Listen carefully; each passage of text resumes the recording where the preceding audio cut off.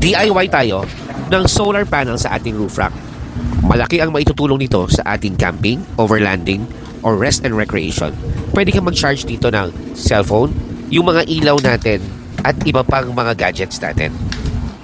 Gagawa muna tayo ng mga butas sa paligid na para meron tayong pagkakabitan ng ating cable ties.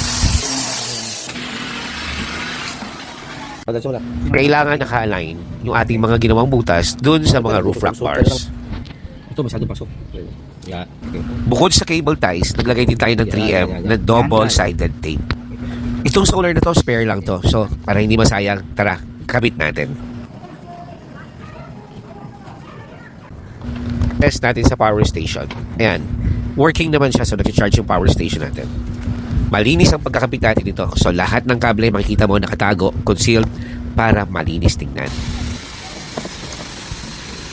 Test natin dito sa ating camping light. So, ayan, kagaya ng power station natin, charging din siya. Pati sa cellphone, chinek natin to. At okay na okay siya. Kung mapapansin mo, hindi siya halata at hindi siya masyadong kita. So, that's it. Thank you for watching.